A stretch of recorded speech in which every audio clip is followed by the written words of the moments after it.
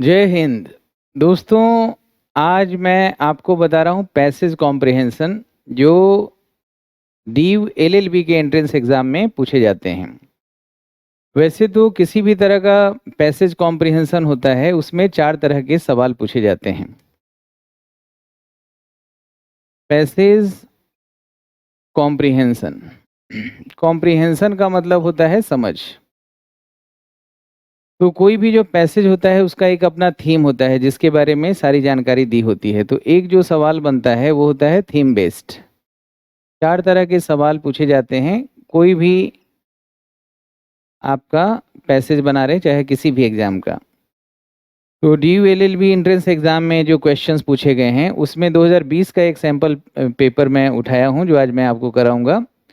तो मैं बता दूं कि थीम बेसिस पे जो क्वेश्चन पूछा जाता है, मतलब कि ये किस चीज़ के बारे में राइटर इस पैसेज में लिखा है, यानी राइटर ने क्या कहा है इस पैसेज में, क्या जानकारी दिया है, किस चीज़ के इर्द गिर्द वो पूरी जानकारी घूम रही है, उसको कहते हैं subject matter. Theme based question, यानी कि विषय वस्तु इसका क्या है, इसका क्रक्स क्या है, यानी सब्जेक्ट मैटर को पहचानना है।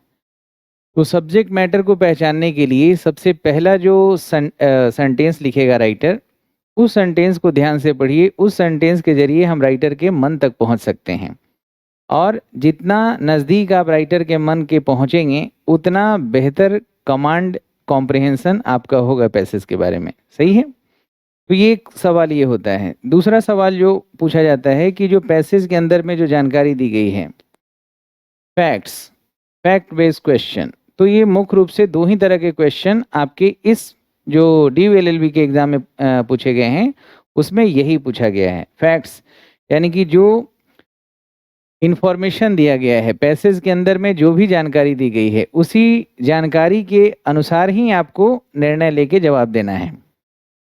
यानी कि डिफाइंड एरिया जो डिफाइंड किया गया है पैसेज के अंदर में, उसके बाहर जाने का भूल नहीं करना है। एकदम फैक्ट टू फैक्ट। तो ये फैक्ट बेस्ड क्वेश्चन होता है। वैसे और बाकी जो अदर एग्जाम होते हैं यूपीएससी वगैरह, या कभी आप में भी ऐसा पूछा जाए कि इन्फ्रेंशियल क्वेश्चन। इन्फ्रेंशियल का मतलब होता है, आपके पैसेज में भी दिया हुआ है लेकिन क्वेश्चन नहीं पूछा है। इन्फ्रेंशियल क्वेश्चन में क्या होता है कि कोई वर्ड दिया है या कोई सेंटेंस है, तो उसका जो एक्चुअल मीनिंग आपको जो पता है पहले से, उसके अलावा उस कॉन्टेक्स्ट में उसका क्या मीनिंग हो रहा है उस वर्ड या उस सेंटेंस को, उसको कहते हैं इन्फ्रेंशियल। यानी कि इन्फर करना है, निष्कर्ष निकालना है आगे पीछे के सेंटेंस को देख के। और एक होता है tone based question. Tone based question का मतलब होता है, देखिए मैं यहाँ पे लिख रहा हूँ, टोन बेस्ड क्वेश्चन यानी कि राइटर के मन तक आप पहुँच रहे हैं। उसमें आपको ये ध्यान देना है कि टोन क्या है राइटर का, यानी कि वो किसी टॉपिक के बारे में पॉजिटिव सोच रहा है, ऑप्टिमिस्टिक है, या फिर वो नेगेटिव सोच रहा है, पेसिमिस्टिक है, या फिर कुछ सोच नहीं रहा है बस फैक्ट्स लिख रहा है, तो वो न्यूट्रल है, अनबायस्ड है, अनप्रेजुडाइज्ड है। तो ये 4 तरह के सवाल ही पूछे जाते हैं किसी भी कॉम्प्रिहेंशन में, पैसेज कॉम्प्रिहेंशन में। लेकिन आपको जो मुख्य रूप से पूछा जाएगा वो थीम बेस्ड और फैक्ट्स बेस्ड क्वेश्चन होंगे। सही है। तो इन्हें हमें पढ़ना है। अब क्या है कि पढ़ा कैसे जाए, तो जब भी आप कोई भी पैसेज को आप पढ़ते हैं तो ये ध्यान रखना है दोस्तों कि चंक बाय चंक आपको पढ़ना है। कैसे पढ़ना है? चंक बाय चंक, यानी कि छोटे छोटे टुकड़ों में उसको, वाक्य को तोड़िए। जैसे देखिए, चंक बाय चंक रीडिंग करने से क्या होगा, चंक का मतलब बड़ा टुकड़ा होता है। चंक बाय चंक रीडिंग करने से क्या होता है, आपका रीडिंग स्किल जो है वो इम्प्रूव हो जाएगा। यानी कि जो आप पढ़ेंगे ना, पढ़ते समय जो आप पढ़ते हैं उसका रिटेंशन जो है वो बहुत ही हाई हो जाएगा। रिटेंशन आपका मतलब जो पढ़ेंगे वो दिमाग में उसी समय बैठ जाएगा आपका। जैसे कोई भी वाक्य है, तो कोई भी वाक्य है, जैसे आज का पैसेज जो है, मैं थोड़ा सा मैंने इसका एक कॉपी भी निकाला है, जरा मुझे दीजिए। जैसे इसमें है जो आज का है, हाँ ठीक है। तो चंक बाय चंक आपको पढ़ना है इन चीज़ों को। जैसे देखिए, इसमें एक आज का जो 2020 में जो पैसेज पूछे गए हैं, आपका 2020 का, 2018 में, 17 में, 16 में जो भी सवाल पूछे गए हैं पैसेज का, वो मैं कराऊंगा। तो आज 2020 के सवाल मैंने उठाया है। इसमें देखिए, मैं पहला जो सवाल लिख रहा हूँ पहला जो सेंटेंस जो राइटर ने लिखा है, what I have tried to do is to discern and articulate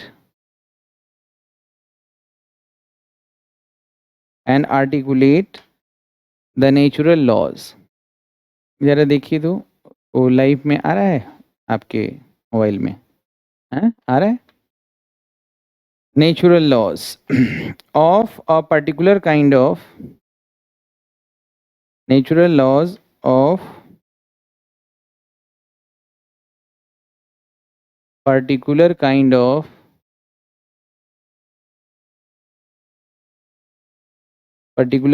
of human undertaking। ठीक है, यहाँ तक दिख रहा है ह्यूमन अंडरटेकिंग, कॉमा यहाँ से बात आगे मैं यहाँ पे ऊपर लिख रहा हूँ, विच ज़्यादा ऊपर हो गया, विच आई हैव डिस्क्राइब्ड एज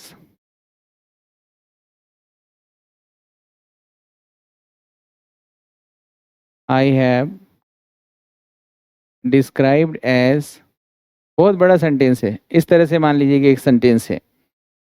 तो आपको क्या करना है कि आपका ये जो पहला सेंटेंस लिखा हुआ है, इसमें आपका जो पहला जो इंटेंशन ये होना चाहिए कि किस तरीके से हम फर्स्ट सेंटेंस को पढ़ के पूरा विषय वस्तु समझ लें। पूरा हमें पैसेज पढ़ने की ज़रूरत तो पड़ेगी लेकिन फैक्ट्स को जानने के लिए, लेकिन फर्स्ट सेंटेंस से आपको पूरा विषय वस्तु को समझना है। जैसे तो हम पढ़ रहे हैं, जो मैं कोशिश किया हूँ करने को, तो ये मैंने एक चंक बनाया, व्हाट आई हैव ट्राइड, जो मैंने कोशिश किया है, व्हाट से शुरू हो रहा है, ये हमारा नाउन क्लाउज है। तो जो मैं कोशिश किया हूँ क्या करने का, कुछ करने का, क्या डिसर्न एंड आर्टिकुलेट, ये पूरा एक चंक है। देखिए यहाँ से what I have tried to do एक चंक, मतलब पढ़ने में सुविधा हो रहा है, कन्वीनियंस हो रहा है। जो मैं करने का कोशिश किया हूँ, what I have tried to do, जो मैंने कुछ करने का यहाँ कोशिश किया है, डिसर्न करना। तो अब यहाँ पे एक सवाल आपके मन में आएगा कि सर अगर मेरा वोकेबुलरी अगर बढ़िया ना हो तो क्या मैं पैसेज अच्छा कर सकता हूँ? तो पार्टली आप कमज़ोर रहेंगे, लेकिन ऐसा भी नहीं है कि इसके बिना आपको बहुत ज़्यादा दिक्कत है, लेकिन दिक्कत थोड़ा है। तो इसका मतलब ये है कि एक सवाल आपके मन में यहाँ आया कि क्या वर्ड का मीनिंग जानना ज़रूरी है? बिल्कुल ज़रूरी है। और नहीं जान रहे हैं तो ऐसा भी नहीं है कि आप पैसेज नहीं बना पाएंगे। आपको जो क्लू मिल रहा है उसको समझना है। जैसे एंड यहाँ एक कंजंक्शन है, ग्रामर है, वो आपको हेल्प करता है। इस तरह से एक मतलब आर्टिकुलेट लिख रहा है, सही है। तो आर्टिकुलेट का मतलब अस्पष्ट करना। तो इनमें से कोई भी एक वर्ड जानते हैं तो इसका मतलब है कि एंड लिखा हुआ है तो कोऑर्डिनेशन होगा, दोनों तरफ के जो भाव होंगे वो लगभग पॉजिटिव होगा या नेगेटिव होगा। ऐसा नहीं होगा कि एक तरफ पॉजिटिव हो एक तरफ नेगेटिव हो, अगर ऐसा होगा तो कंजंक्शन वहाँ बट होता। तो एंड है मतलब कोऑर्डिनेशन है, समन्वय होना चाहिए भाव में भी और ग्रामेटिकल क्लास में भी। तो डिसर्न, तो आर्टिकुलेट का मतलब स्पष्ट करना होता है। तो इस तरह इधर पॉजिटिव भाव है तो इसका भी भाव पॉजिटिव है, इसलिए अगर ये वर्ड पर्टिकुलर को नहीं जानते हैं तो भी घबराइए नहीं, आगे बढ़िए। लेकिन इसका मतलब ऐसे मैं बता दूं, डिसर्न करना मतलब पहचान करना, आइडेंटिफाई करना होता है। तो मैं क्या करने की कोशिश कर रहा हूँ, पहचान बताने की कोशिश कर रहा हूँ, स्पष्ट करने की कोशिश कर रहा हूँ natural laws of particular kind of human undertaking. तो अब ये जो है यही हमारा विषय वस्तु है। फर्स्ट लाइन में ही, जैसे आप कोई भी टॉपिक आप खुद भी लिखेंगे तो आप कोशिश करेंगे कि जिसके बारे में आप लिख रहे हैं उसी के बारे में पहला सेंटेंस में डिफाइन किया जाए, डिस्क्राइब किया जाए। तो यहाँ पे क्या लिखा हुआ है, द नेचुरल लॉज। मैं जो स्पष्ट कर रहा हूँ जो नेचुरल लॉज है इसका, of a particular kind of human undertaking, जो एक खास तरह का जो नियम के बारे में बात हो रहा है वो नेचुरल लॉज के बारे में बात हो रहा है। और इसका जो संबंध है ना, ये मानव के क्रियाकलाप से। अंडरटेकिंग का मतलब तो ऐसे व्यवसाय होता है, तो यहाँ मानव के क्रियाकलाप, इसको इन्फ्लुएंस करना है, मानव के क्रियाकलाप से संबंधित है। जो आगे अब यहाँ से एडजेक्टिव क्लाउज है। अब एडजेक्टिव क्लाउज क्या करेगा, इसी चीज को डिफाइन करने के लिए एडजेक्टिव क्लाउज का काम क्या होता है, डिफाइन करना, किसी भी नाउन या प्रोनाउन को जो उसके पहले आया है। तो ये पूरा चीज़ को यहाँ डिफाइन करेगा, पूरा सेंटेंस मैंने नहीं लिखा है। तो ग्रामर पढ़ने से ना चीज़ें बड़ी आसान हो जाती हैं, और नहीं है तो हमें हर चीज़ में एक साइंस है, एक लॉजिक है, एक कॉन्सेप्ट है, एक पैटर्न है, उस पैटर्न को हमें समझने की ज़रूरत है। अच्छा, इसके लिए मैंने ना बहुत सारे वर्ड्स यहाँ पे लिखे हैं जो इस पैसेज में आएगा, तो पहले मैं उसको दिखा देता हूँ, और तो थोड़ा-सा ना चीज़ें आसान हो जाएगी। वैसे हर पैसेज जब आप हर दिन प्रयास तो करते ही हैं, तो उसमें अगर कोई भी नया-नया चीज़ अगर आपको मिलता है, तो उसमें नए वर्ड्स को अंडरलाइन कर लेना चाहिए और लिख लेना चाहिए। इस तरह से डे टू डे आपका जो वोकैब्युलरी है स्ट्रॉन्ग होता जाएगा और यूज़ में आता जाएगा। और फिर एक दिन ऐसा होगा कि जब आप कोर्ट में वकालत करेंगे, प्रैक्टिस करेंगे, तो आप किसी भी वर्ड को सुन के या देख के आप पज़ल्ड नहीं होंगे। आप आराम से हर चीज़ आपका ठीक होगा। जैसे हिंदी में जब हम बात करते हैं या लिखते हैं कुछ, तो वहाँ पे भी हमारे पास ना लिमिटेड वर्ड्स हैं, जिससे हमारा काम चल जाता है। तो इंग्लिश में भी है। तो ये जो प्रक्रिया है, ग्रेजुअल प्रोसेस है, धीरे-धीरे जो चलेगा, तो उसमें आदत के तौर पे इसको डेवलप करना है कि जो भी वर्ड पैसेज में या कहीं पढ़ने के दौरान हमें नया मिल रहा है, तो उसको नोट कर लें। क्योंकि जब आप एलएलबी की बात करते हैं, एडवोकेसी की, तो आप आगे प्रैक्टिस भी करेंगे एक एडवोकेट की तरह, और आप जूनियर जजेस की भी तैयारी करते हैं, सीनियर जजेस के लिए भी आप जाते हैं। मतलब जो भी आप किसी भी लेवल पे, चाहे एसडीजीएम बने या सब जज बने या डिस्ट्रिक्ट जज बने या जनरल मजिस्ट्रेट्स हैं अलग-अलग डिसिप्लिन में, तो हर जगह आपको इंग्लिश इस फील्ड में सबसे पहली ज़रूरत होती है। देखिए, जब संविधान निर्माता भी जब जो हमारे देश में बने, उन सब की इंग्लिश, या आज भी जो अच्छे-अच्छे पोर्टफोलियो जो संभाल रहे हैं मंत्रालय में, वो ख़ास तौर पे आप ही के बैकग्राउंड से आते हैं, एलएलबी वाले बैकग्राउंड से ही आते हैं, यानी कि लॉ के बैकग्राउंड से आते हैं। उनकी इंग्लिश बड़ी अच्छी होती है, तभी उन्हें स्पोक्स पर्सन और ये बनाया जाता है, क्योंकि वो अपनी बातों को इंग्लिश, हिंदी दोनों में बहुत ईज़ के साथ रख सकते हैं। तो इसको आपको आदत बनाना ही होगा। तो आज जो पैसेज में कुछ वोकैब्स आया है, उसको मैं आपके सामने यहाँ पे रख रहा हूँ। देखिए, यहाँ पे जो कुछ वोकैब्युलरी यहाँ पूछा गया था, जैसे पहला सेंटेंस मैंने लिखा था, उसमें था डिसर्न, डिसर्न था। तो हाँ, ठीक है। और आप सबको मेरी आवाज़ वगैरह अच्छा से आ रही है, तो एक बार आप ये इसमें मैसेज करके बता दें, आवाज़ वगैरह सब कुछ क्लियर है, सब साफ दिख रहा है। तो देखिए, डिसर्न जो मैंने पहला सेंटेंस से वर्ड उठाया था, डिसर्न का मतलब पहचानना होता है, ठीक है? तो ऐसे करके मैंने जिस जिस प्रक्रिया से मैं गुज़रा हूँ, उसी प्रक्रिया को आपको करना है। तो मैंने इसको नोट कर लिया कि आपको बताऊँ। आर्टिकुलेट का मतलब साफ-साफ बोलना होता है, आर्टिकुलेशन। और अंडरटेकिंग का मतलब औद्योगिक संस्थान है, यहाँ पे मैंने बताया क्रियाकलाप है। तो वाक्य में शब्द जो यूज़ हुआ है, उसके हिसाब से उसका मीनिंग निकालते हैं, जिसको कहते हैं कॉन्टेक्सचुअल मीनिंग इन्फ्रेंस करना।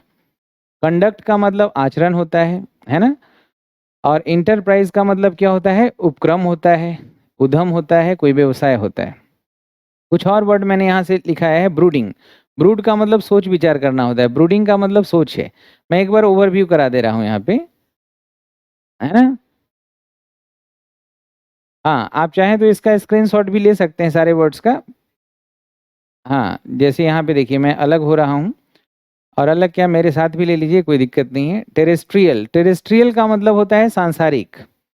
ओरिजिन का मतलब उत्पत्ति, एलिवेशन का मतलब ऊंचाई, मेटाफर का मतलब लक्षण, वायलेशन मतलब उल्लंघन। तो ये सारे वर्ड्स में लगभग आप वर्ड्स जानते हैं, लेकिन फिर भी मैंने यहाँ पे रखा है। एग्जॉस्ट का मतलब निकास होता है, एग्जॉस्टेड का मतलब बहुत ज़्यादा थक जाना, ऑब्वियस स्पष्ट, पोलीगैमी बहुविवाह होता है, सब्जुगेशन दमन होता है, सब्जुगेट करना। इसमें एक वर्ड आया था वीमेन सब्जुगेशन, तो वहाँ से उठाया है। कन्वीनिएंट का मतलब सुविधाजनक, कन्वीनियंस सुविधा होता है, एमनिटी। डिस्टिंक्शन का मतलब अंतर होता है। सब्सटैंटिव का मतलब मौलिक होता है, मूल, फंडामेंटल।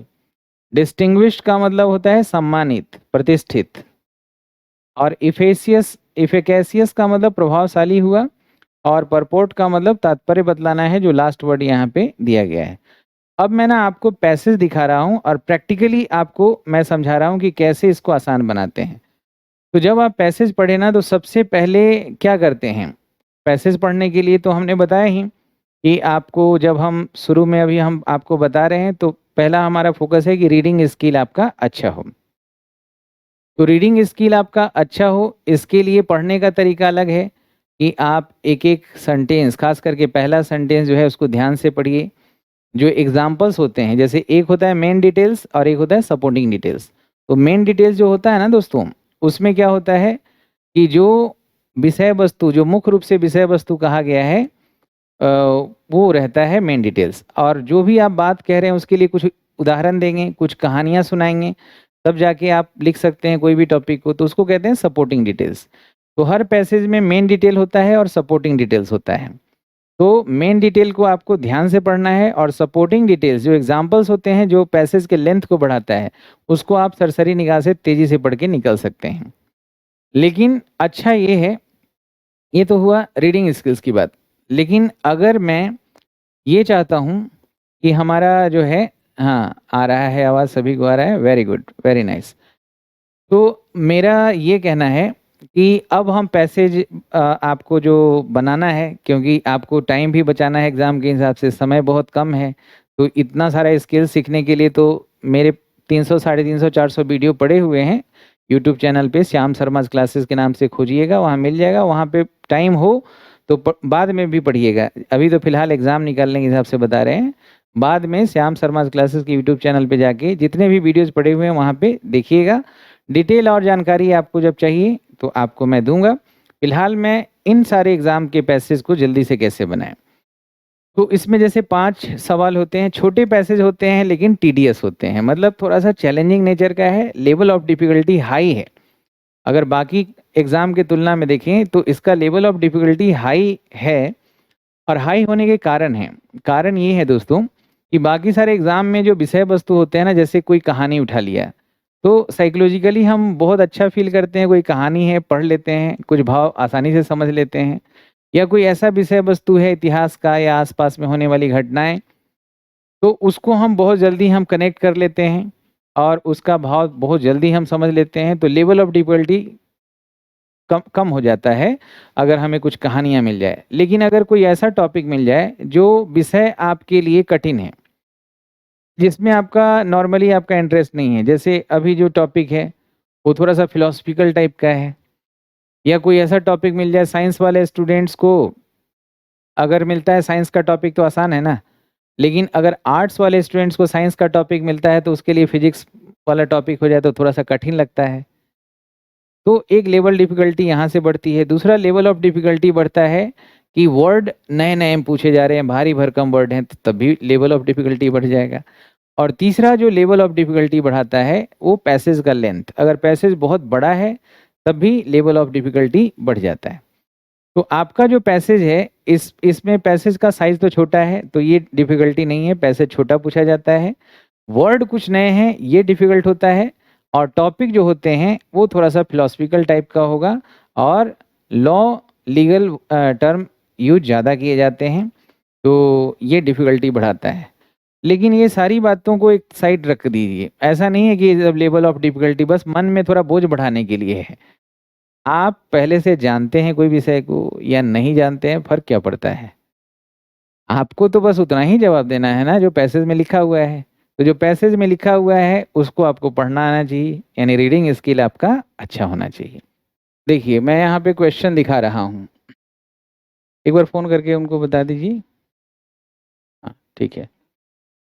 देखिए सर, पहला जो क्वेश्चन है ना, उसमें जो लिखा हुआ है कि passage is an explanation of. अब पहला जो सवाल है कि passage is an explanation of. देखिए, मैं सवाल यहाँ लिख के आपको समझा रहा हूँ ताकि आपको ज़्यादा अच्छे से चीज़ें समझ में आएगी। पहला जो सवाल है कि the passage is an explanation of, ठीक है ना? ठीक है? और इसमें लिखा है पहला, legal morality, the worship of God, nature law, इसके बारे में है। इस तरह से लिखा हुआ है। Nature law, God's law, the worship of God. ये सवाल पढ़ने से आपको ये समझ में आ जाएगा कि किसके बारे। अच्छा, मेरे को ऊपर आना पड़ेगा ना।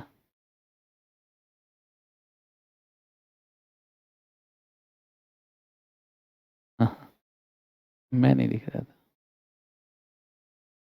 ठीक है दोस्तों, तो यहाँ पे देखिए जो सवाल है कि द पैसेज किसके बारे में है, पहला है। तो मैंने जो बोला था ना कि थेम बेसिक होता है, तो पैसेज किस चीज़ के को एक्सप्लेन कर रहा है, तो ये जो क्वेश्चन होगा ना, इसको हम थेम बेस्ड क्वेश्चन कहेंगे। ठीक है, तो एक सवाल, 5 सवाल में एक सवाल ये है कि पैसेज किसके बारे में है। और अगला जो सवाल है, देखिए यहीं पे मैं दिखा रहा हूँ, अगला सवाल किसके बारे में है। पहला तो हम समझ गए कि थेम बेसिस पे पहला सवाल पूछा जा रहा है किस चीज़ के बारे में है। तो पहला सेंटेंस पढ़ के ही हमें लगा था कि नेचर लॉ के बारे में ये बोल रहा है। देखिए दूसरा जो सवाल है, इसको देखिए, और हर सवाल के ऊपर देखिए अगला जो है कि प्रोसीजरल वर्जन ऑफ नेचर। देखिए मैं साइड में हो रहा हूँ। The procedural version of natural law relates to, ये किससे रिलेट करता है। तो एक प्रोसीजरल वर्जन के बारे में आपको ध्यान रखना है कि procedural version of natural law किससे रिलेट करता है। तो सवाल पूछने से पढ़ने से ये हो जाता है कि दिमाग में रहेगा कि किन किन बिंदुओं पे हमें ज़्यादा स्टक करना है, रुकना है और ध्यान देना है। फिर अगला जो क्वेश्चन है दोस्तों, आप ध्यान से देखिएगा, हर क्वेश्चन के लिए वही पैसेज रिपीट किया जाता है इसमें। Natural law according to this passage क्या है, नेचुरल लॉ क्या है। तो नेचुरल लॉ के बारे में जब हम पढ़ेंगे पैसेज तो ज़्यादा ध्यान देंगे। और इसमें ऑप्शन दिया हुआ है, 4 ऑप्शन है, उसमें दिया रहता है कि पहला सही है, दूसरा सही है, तीसरा है, चौथा है, इस तरह से। अगला जो क्वेश्चन है, हो सकता है आपको पढ़ने में थोड़ा कम समझ में आ रहा होगा, तो ये 2020 के क्वेश्चंस डाउनलोड कर लीजिए, DLLB एंट्रेंस एग्जाम वाला, तो आप ज़्यादा अच्छे समझेंगे। अगला है कि जो टर्म है प्रोसीजरल, इसका मतलब क्या होता है और इसमें क्या क्या इंक्लूड किया जाता है। तो प्रोसीजरल के बारे में हमें नेचुरल लॉ के साथ साथ इसके बारे में ज़्यादा ध्यान से देखना है। एक और सवाल है, enterprise of subjecting human conduct to the governance of the rules, ये किससे संबंधित है। तो ये जो टर्म लिखा हुआ है enterprise of subjecting human conduct to the governance of rules, ये जहाँ पे भी ये लाइन लिखा है उसको भी हम देखेंगे। तो इस तरह से 5 क्वेश्चंस आपके सामने रखा हुआ है। अब देखिए मैं थोड़ा सा समझा रहा हूँ कि कैसे चंक बाय चंक इसको पढ़ना है। देखिए पहला जो सवाल है दोस्तों कि what I have tried to do, जो मैं कोशिश कर रहा हूँ। अगर आपको समझ में आ रहा है, अगर ये समझ में आपको आ रहा है लिखा हुआ, तो आप साथ में पढ़ सकते हैं, वरना मैं समझा देता हूँ। इसमें जो लिखा हुआ है कि what I have tried to do, जो मैं यहाँ पे, राइटर के मन तक पहुँचिए। राइटर कह रहा है कि जो मैं यहाँ पे करने की कोशिश कर रहा हूँ, वो डिसर्न करने की कोशिश कर रहा हूँ और आर्टिकुलेट करने की कोशिश कर रहा हूँ। डिसर्न मतलब पहचान करने की कोशिश कर रहा हूँ और स्पष्ट करने की कोशिश कर रहा हूँ। अब सवाल मन में आता है क्या, तो यही है हमारा theme, the natural laws of particular kind of human undertaking. जो ये नेचुरल लॉ है, एक खास तरह का, जो इंसान के क्रियाकलाप से संबंधित जो नेचुरल लॉ है, स्वाभाविक, ये किसी भगवान का बनाया हुआ नहीं है। मतलब ये मतलब नेचुरल जो स्वाभाविक जो है उसके बारे में, वो लाइन में आगे वाला बोल दिया। विच यहाँ पे एडजेक्टिव क्लाउज है, ये कह रहा है जिसमें आई हैव डिस्क्राइब्ड, क्या डिस्क्राइब किया है, the enterprise of subjecting human conduct to the governance of rules, यानी कि नियमों का शासन जो लागू होता है इंसानी क्रियाकलाप के ऊपर, उसके बारे में यहाँ पे फोकस मैं किया हूँ। ये जो नेचुरल लॉज हैं क्या है, इसको अब ये सपोर्टिंग डिटेल्स है कि नेचुरल लॉ का संबंध हैव नथिंग टू डू, इसका कोई संबंध नहीं है, brooding omnipresence in this skies, यानी कि ऐसे कोई सोच से नहीं है जो भगवान का है। ओमनी प्रेजेंस मतलब ओमनी प्रेजेंट है, जो सर्वत्र है, वो भगवान के लिए कहा जाता है। पूरा इसका जो संबंध है ये पूरे विश्व और पूरा ये जो पूरा जो यूनिवर्स है ना, ब्रह्मांड, आकाश पाताल, ये सब से नहीं है। तो किससे है? ये इंटायरली टेरेस्ट्रियल है इन ओरिजिन एंड एप्लीकेशन।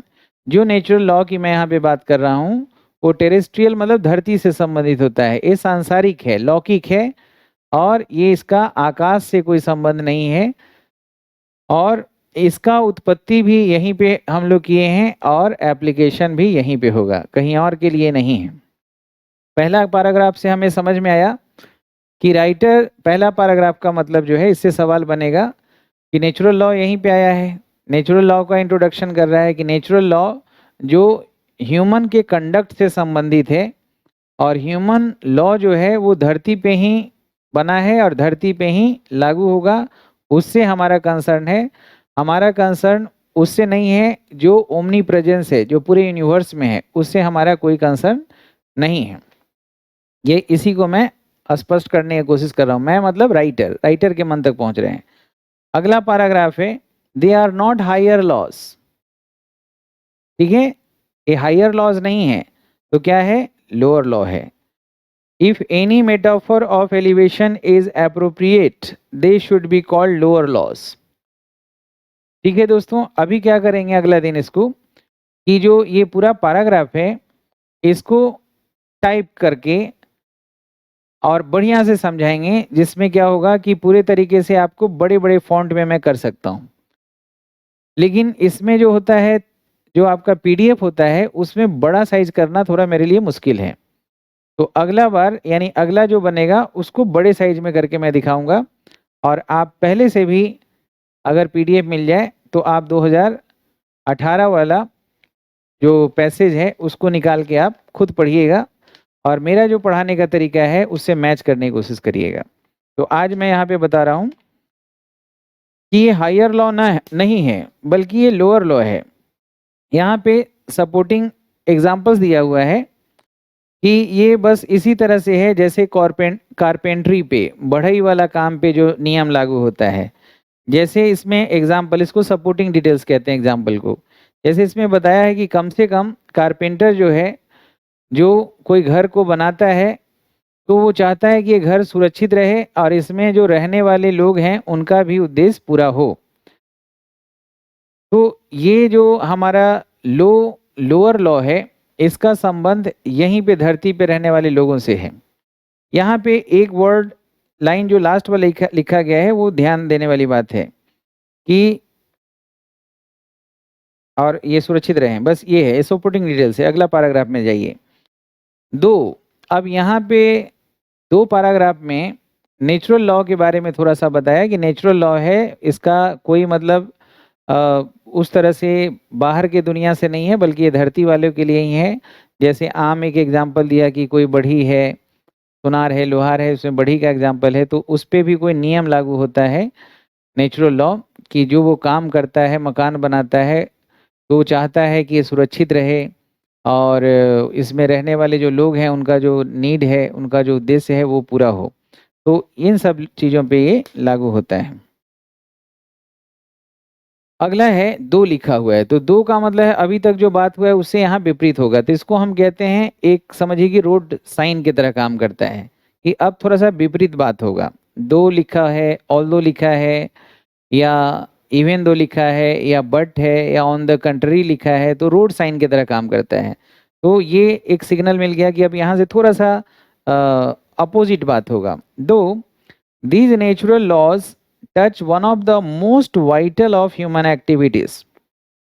ये जो नेचुरल लॉ है, हालांकि ये ह्यूमन एक्टिविटीज को स्पर्श करता है, जितने भी मानव के क्रियाकलाप हैं, व्यवसाय हैं, उनको ये टच करता है।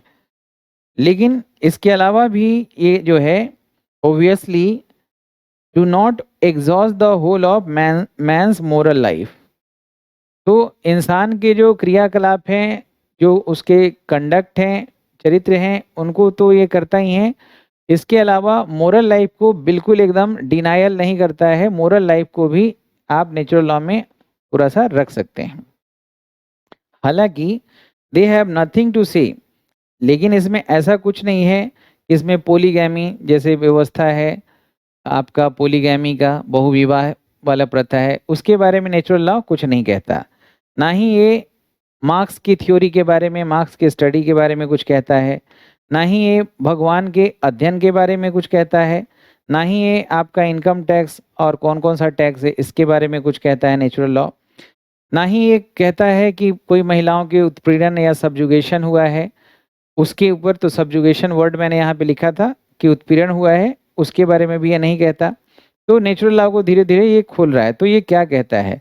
लेकिन फिर भी अगर क्वेश्चन ऐसा उठता है कि इस तरह के जो विषय हैं, इस तरह के जो सब्जेक्ट्स हैं, जैसे अभी यहाँ पे बात किया गया पोलीगैमी का, या इनकम टैक्स के बारे में बात किया गया, या इस तरह के और भी कई सारे मुद्दे हैं, वो इसमें कवर नहीं होते हैं।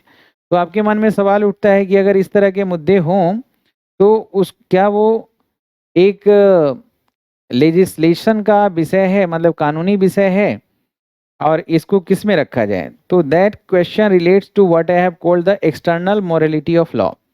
ये जो है नेचुरल लॉ में नहीं आएगा, इसके लिए एक नया टर्म है। तो ये वाला लाइन इंपॉर्टेंट है कि ये जितने भी हैं आपके वीमेन सब्जुगेशन हुआ, या इनकम टैक्स वाला हुआ, या कार्ल मार्क्स का अध्ययन हुआ, या फिर आपने और भी यहाँ पे एग्जांपल दिया हुआ है सपोर्टिंग डिटेल्स, जैसे पोलीगैमी हुआ, तो इस तरह के और भी उदाहरण, जैसे इसमें लिखा हुआ है कि और अदर्स लाइक देम, इस तरह के और भी अगर अलग उदाहरण हैं तो ये नेचुरल लॉ में नहीं आएगा। तो इसको किस में रखा जाए। तो यहाँ पे एक लाइन लिखा है कि आई हैव कॉल्ड, आई लिख रहा है शुरू से अंत तक, यानी राइटर आपसे बात कर रहा है। आई have called the external morality of law, इसको इंटरनल नहीं कहेंगे, एक्सटर्नल कहेंगे। आज ज़्यादातर जो इस पूरे पैसेज में बात हुआ है वो इंटरनल के बारे में बात हुआ है। तो अब यहाँ पे दो बात है कि एक एक्सटर्नल हो गया, एक इंटरनल हो गया। तो एक्सटर्नल के बारे में यहाँ बात कर दिया कि ये सब जो उदाहरण है वो एक्सटर्नल का है। तो इंटरनल क्या है भाई, तो अगला पैराग्राफ में जब हम थोड़ा विषय को चेंज करके बोलते हैं तो पैराग्राफ भी बदल जाता है। तो इसमें कहा जा रहा है कि एज ए कन्वीनियंट सुविधाजनक तरीके से, convenient way of describing the distinction between taken we may speak of a procedural. अब प्रोसीजरल के बारे में बात हो रहा है, प्रोसीजरल पे दो क्वेश्चन था। तो प्रोसीजरल क्या है, ये आपका इंटरनल लॉ में आता है। एक्सटर्नल लॉ तो अलग हो गया, इंटरनल लॉ हो गया। तो एक तरह से आप ये कह सकते हैं कि नेचुरल लॉ का ही एक डिस्टिंग्विश्ड पार्ट है, यानी कि नेचुरल लॉ में ही आ जाता है as a distinguished from a substantive natural law. Natural law से थोड़ा सा अलग है, लेकिन दोनों इंटरनल में ही आता है। व्हाट आई हैव कॉल्ड, जो मैंने पहले कहा कि internal morality of law is in this sense of procedural version of natural law. एक सवाल आया था procedural version of natural law ये कैसा है, तो ये इंटरनल मोरालिटी ऑफ लॉ से संबंधित है। ये टर्म याद रखने वाला है, सवाल पूछा गया था। तो हम पहले जब सवाल पढ़ते हैं ना, तो यही फायदा होता है कि कौन से बिंदुओं पे हमें ज़्यादा गंभीर होना है और कौन से चीज़ों पे हमें जल्दी से पढ़ के निकलना है। तो ये जो प्रोसीजरल लॉ है ये क्या है, इंटरनल मोरालिटी से रिलेटेड है, और जो नेचुरल लॉ है उसी का एक पार्ट समझ लीजिए इसको, ठीक है। और इसके मिसअंडरस्टैंडिंग ना हो प्रोसीजरल को समझने के लिए, तो इसमें आगे कहा जा रहा है कि जो स्पेशल और एक्सपेंडेड, थोड़ा सा विस्तारित भाव इसका जो समझना है, तो इसमें कुछ एग्जाम्पल दिया है कि सब्सटेंटिव अकॉर्ड, इसका जो प्रोसीजरल का जो मेन पर्पस है कि मूल रूप से एक अकॉर्ड बनाना है, समन्वय बनाना है official action and enacted law, जो ऑफिस से संबंधित क्रियाकलाप होता है और उस पर जो नियम लागू होता है उस पे ये क्या करेगा कि एक अकॉर्ड करेगा, समन्वय बनाएगा दोनों में। कौन, procedural law. The term procedural is however broadly appropriate, ये बहुत व्यापक रूप से उपयुक्त है इसके लिए, as indicating that we are concern, जैसा कि इसमें इंडिकेट हो रहा है जो हमारा कंसर्न है, जिससे हम लोग संबंधित हैं, not with substantive AIIMS of not substantive AIIMS of legal rules. हमारा जो है लक्ष्य जो है वो लीगल रूल्स के बारे में डिफाइन करना नहीं है, बल्कि हमें क्या डिफाइन करना है कि एक सिस्टम ऑफ रूल्स, एक सिस्टम ऑफ रूल्स को हमें इंट्रोड्यूस करना है। पर्पस गवर्निंग ह्यूमन कंडक्ट, जो ह्यूमन कंडक्ट को यानी कि जो मानव के जो कंडक्ट मतलब व्यवहार होता है उस पे लागू करने के लिए, और मस्ट बी कंस्ट्रक्टेड। तो कंस्ट्रक्टेड क्या, कंडक्ट कंस्ट्रक्टेड या रूल्स कंस्ट्रक्टेड? ये जो सिस्टम का रूल्स है, तो ये सब्जेक्ट सिस्टम रूल्स है, तो सिस्टम रूल्स बनाने की बात यहाँ हो रही है। तो इसी को हम ग्रामेटिकली ना थोड़े छोटे छोटे चंक में सब तोड़ते हैं, तो हम वही समझ पाते हैं जो हम यहाँ लिखा हुआ है। ऐसा नहीं कि पैसेज पढ़ते समय कई बार गलती क्या हो जाता है कि लिखा हुआ कुछ है और भाव कुछ और है। तो मैं आपसे एक एश्योरेंस देना चाहता हूँ कि जब मैं इस लाइन को अगर मैं यहाँ पढ़ाता तो कितना अच्छा होता, बहुत अच्छा होता। लेकिन ये मैं चूंकि टेक्निकली मैं इसको बड़ा करता हूँ, तो अभी देखे थोड़ा देर पहले कि कैसे मतलब दिक्कत आ गई थी। तो इसको जब मैं अगर टाइप करके अच्छे से इसको सजाऊं, तो मैं फिर चाहूं तो दोनों सेंटेंस के बीच में गैप भी कर सकता हूं और फॉन्ट को बड़ा भी कर सकता हूं। तो अगला जो पैसेज बताएंगे वो यहाँ से चंक में तोड़ के बताएंगे और बिटवीन द लाइन पढ़ के बताएंगे कि उसका जो अंदर का मीनिंग है वो आप अच्छे से समझ पाए। ठीक है, तो आज के लिए एक्सक्यूज्ड होना चाहिए। तो फिर ये नियम बन सके इसके अंदर, प्रोसीजरल के अंदर में, और लोगों पे सही तरीके से शासित किया जाए, प्रशासित किया जाए, एडमिनिस्ट्रेट किया जाए, जिससे कि इफिकेशियस का मतलब प्रभावशाली, जो अच्छा प्रोडक्शन उत्पन्न करता है। Efficacious at the same time remain what it purports to be. Purports का मतलब इसका जो नेचुरल लॉ और ये जो है आपका प्रोसीजरल है, इसका क्या अर्थ है। तो अब ये पूरा पढ़ने के बाद दोस्तों हमें समझ में आ गया कि नेचुरल लॉ जो है, जो ह्यूमन कंडक्ट से संबंधित है, उसके बारे में पूरा पैसेज कह रहा है। हालांकि हमें कुछ सपोर्टिंग डिटेल्स मिला है, इसको मतलब कुछ और स्टेटमेंट से और क्लेरिफाई करने का कोशिश किया है कि नेचुरल लॉ का मतलब कभी भी दैवीय चीज़ों से नहीं है, जो आकाश की या ब्रह्मांड की चीज़ों से नहीं है, बल्कि यहीं की चीज़ों से है। एग्जाम्पल के तौर पे कारपेंटर का उदाहरण लिया गया है।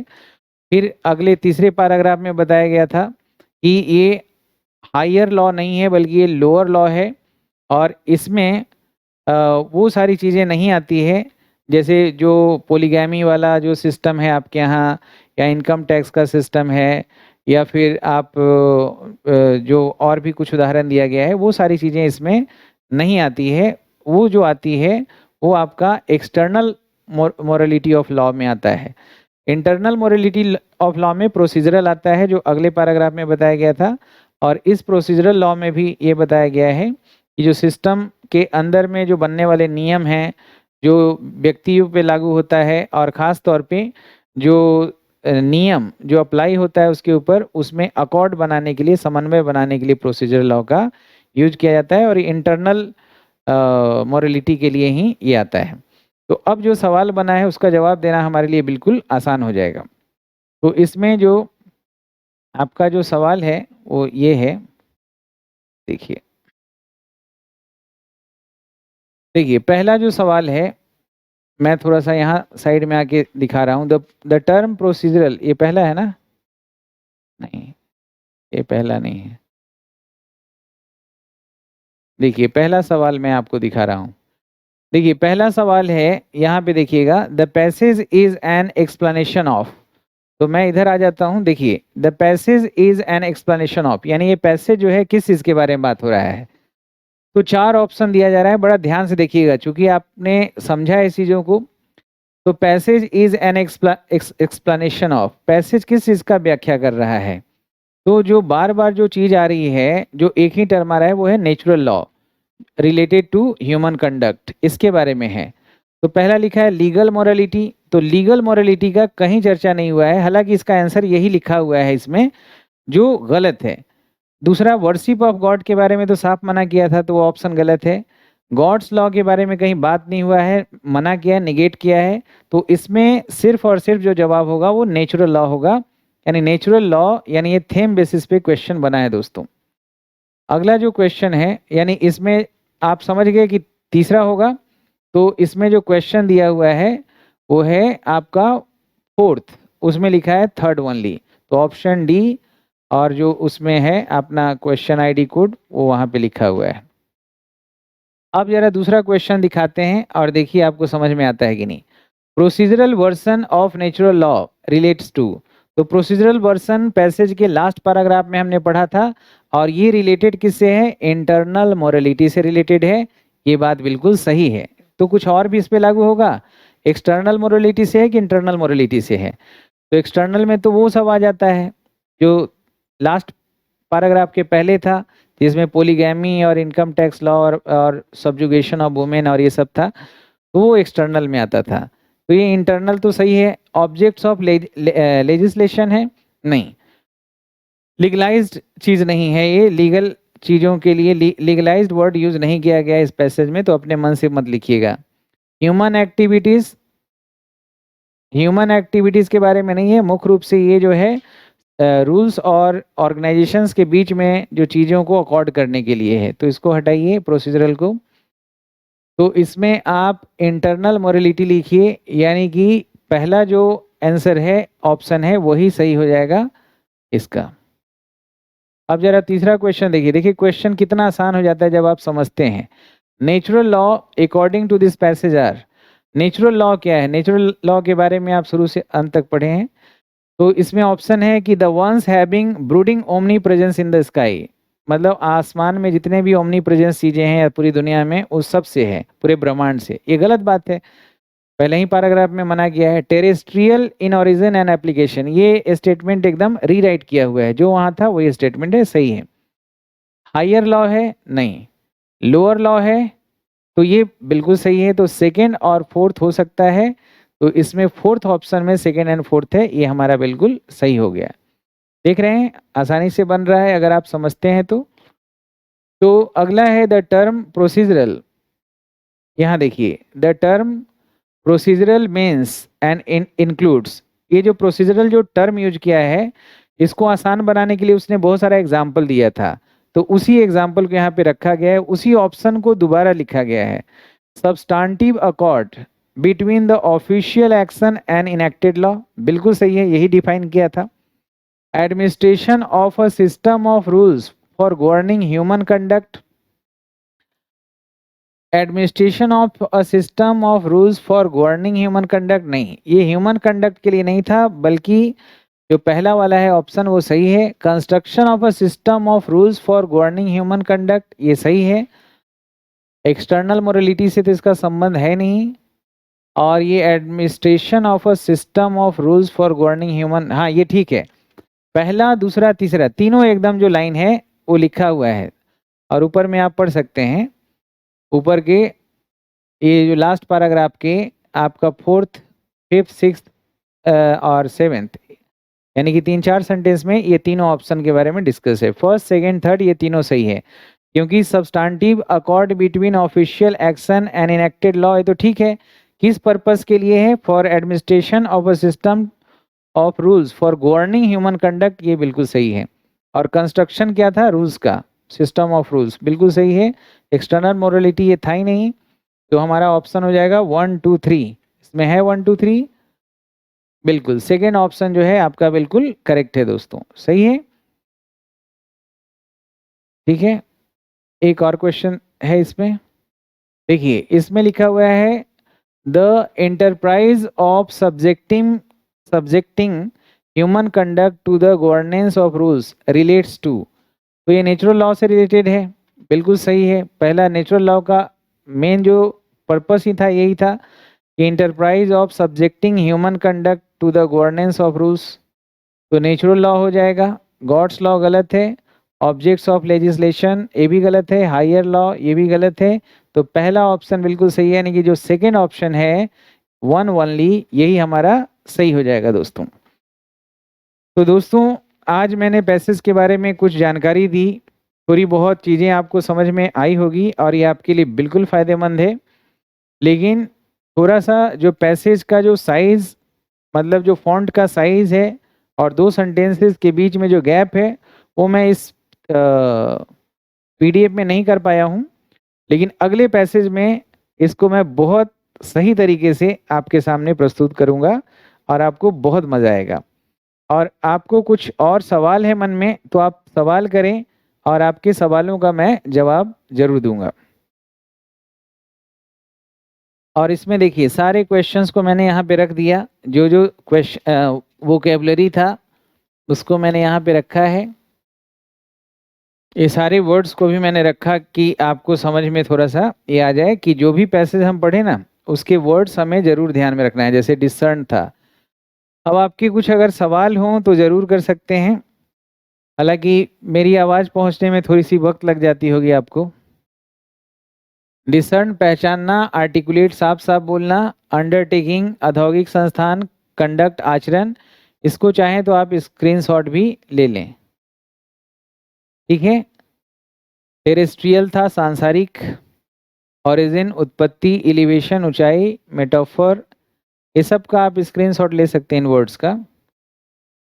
और अगले वीडियो में मैं मिलता हूं। अभी तक आपके कोई सवाल आए नहीं हैं, तो चलिए दोस्तों अपना ख्याल रखेंगे। जय हिंद, जय भारत। श्याम शर्मा क्लासेस एक नया कोर्स भी इंट्रोड्यूस किया है श्याम शर्मा क्लासेस के ऐप पे, जो प्ले स्टोर पे जाके आप उसको डाउनलोड करें। स्पेशल इंग्लिश बैच जो है खास करके रिटन इंग्लिश को मजबूत करने के हिसाब से, और उन बच्चों के लिए जो CAPF के हैं, UPSC मेन के लिए हैं, या UP PCS J के लिए हैं, या RS राजस्थान PSC के लिए हैं, इन सारे बच्चों के लिए, या वो बच्चे जो चाहते हैं कि वो UPSC का एग्ज़ाम हिंदी मीडियम से ना देखें, इंग्लिश मीडियम से दें, उन सब के लिए स्पेशल इंग्लिश बैच है। आप जाके डेमो वीडियो ज़रूर देखें।